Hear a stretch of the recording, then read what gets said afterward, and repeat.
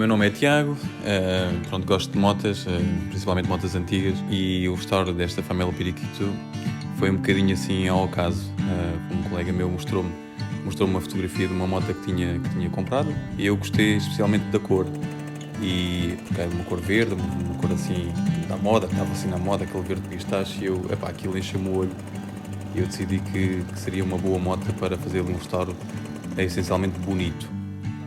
Depois percebi que a família Periquito tinha algum prestígio por ser a família Periquito, foi uma moto na altura também emblemática, e este restauro deu-me muito trabalho. Deu muito trabalho essencialmente porque a moto estava muito acabada, embora tivesse uma cor que eu gostava muito, mas estava muito acabada, faltavam muitas peças e foi um desafio enorme para conseguir montar o puzzle. Depois, quando o puzzle estava todo completo, a moto foi pintada, foi tudo preparadinho, estava pronta a ser montada.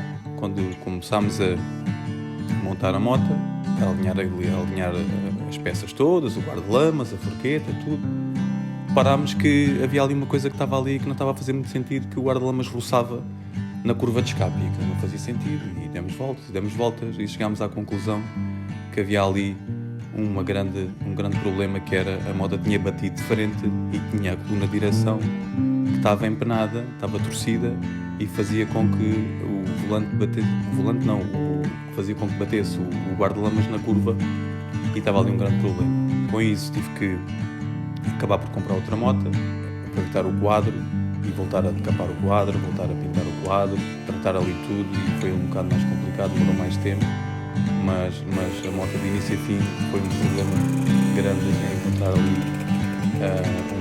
um melhor restauro. Este restauro foi feito em 2010, desde então eu e os amigos meus aqui da terra organizámos aqui um passeio de motas, e basicamente ela é utilizada para o nosso passeio e também para ir aos passeios aqui das terras vizinhas. Já organizámos umas voltas, inclusive uma intitulámos por a Volta dos Castelos.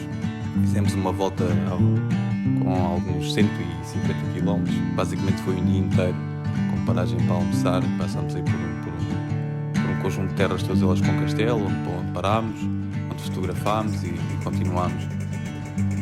Já está restaurado há 10 anos, portanto já tem aqui algumas mazelas, mas pronto, dá-me imenso prazer andar nela, e vejo quando paro a moto em qualquer sítio, é sempre ali um ponto de atração.